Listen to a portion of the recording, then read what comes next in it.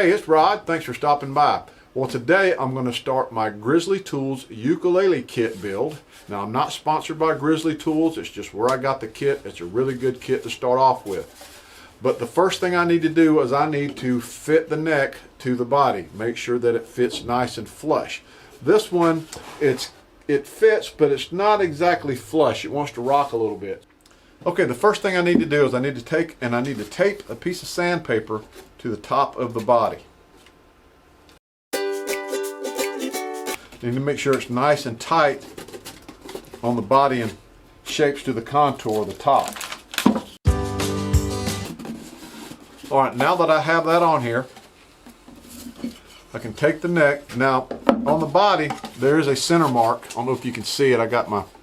They did mark the center there, and there is a center line on the neck. And I'm going to take the neck, hold it up to the body, and make sure that it's square on the line, and then just rock it back and forth.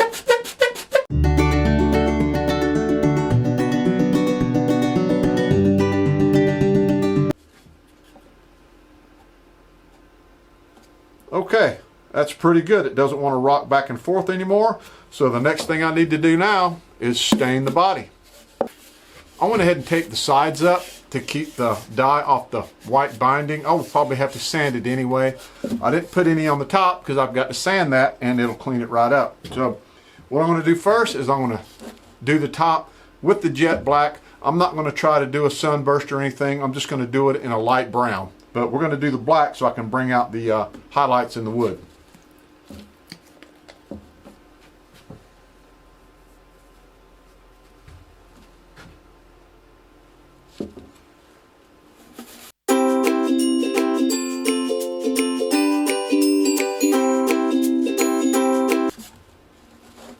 Okay, I'm going to let that dry for a little bit. I'm going to come back and I'm going to sand it off.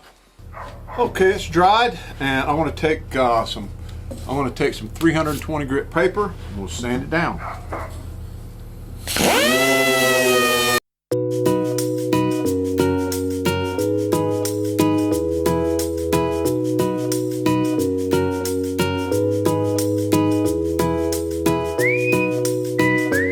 All right, that looks pretty good. Now I'm going to do the same thing to the back. All right, I'm going to put a little dye on the back and we'll come back and sand it.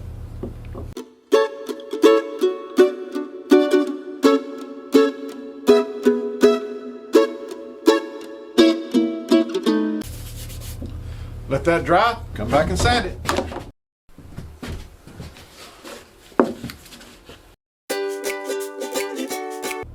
Okay, I got the front and the back done. Now I need to do is figure out what color I'm going to stain it, and then we'll stain it. Okay, what I'm going to do first is I'm going to take some of this fine line tape and I'm going to tape on top of the binding. Now I'm not going to record that because it's going to take me a little bit, so I'm just basically just going to run it right on top, right around the edges, and then I'm going to put the stain on. Okay, what I'm going to use is a medium brown.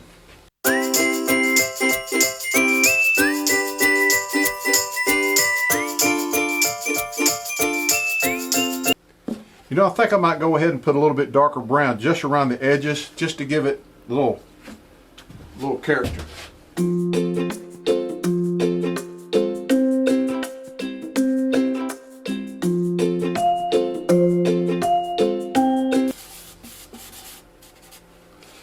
All right, I think that looks pretty good. All right, medium brown.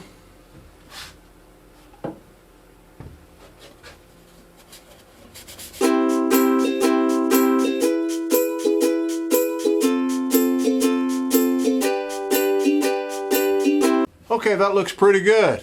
Front, the back, I think it'll look pretty good when I finish it.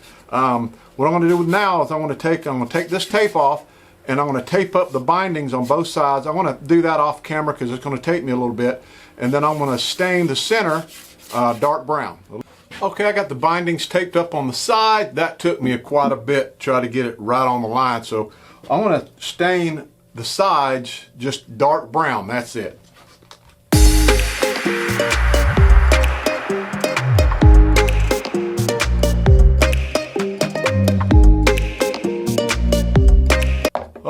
Let that dry. Now peel the tape off. Okay, here's the body. That looks pretty good. Sides are dark brown. I do have a little bit of the stain on the binding, but I can take a razor blade and scrape and get that off, or I can put a piece of sandpaper on a small stick and try to sand it off. But what I've got to do next is the neck. And I want to do this one a little bit different than I did the acoustic guitar. This is a mahogany neck. I'm going to go ahead and put the teak oil on it, 5, 6, 7, 8 coats, and then once it dries, I'm actually going to put a thin layer of lacquer on this one. I didn't do it on the acoustic guitar, but I'm going to cut my lacquer 1-to-1 with some reducer. And I'm just going to put 3 or 4 coats, light coats on it, and then let it dry. Then I can glue the neck on. So that's what I'm going to do next. Okay, so I put a little nail in the bottom of the neck, not far, just so I can hold it. And I also put a piece of tape on the bottom, because if I get teak oil on the bottom, it's not going to stick to the body. So I'm going to go ahead and put a little bit of teak oil on it, and we'll see what this looks like. I'll hold it to the camera so we can see at the same time. And that just comes out really, really good. I mean, look at the grain and all on it. I mean, it's really pretty. Okay, this still needs to dry. It's only been a few hours, but I had a change of my plan for what I want to do. This is the bridge that came with the kit. I'm not going to use this bridge.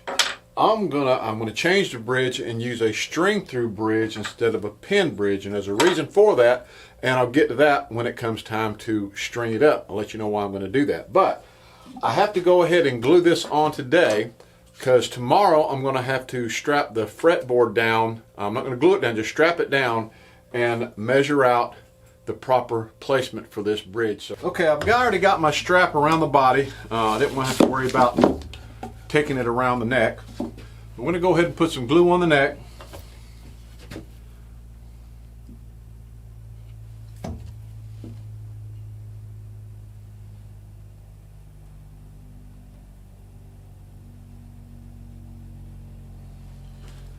And now, you know, it had the center mark on the neck and the center mark here, so I got to line that up and just strap it down.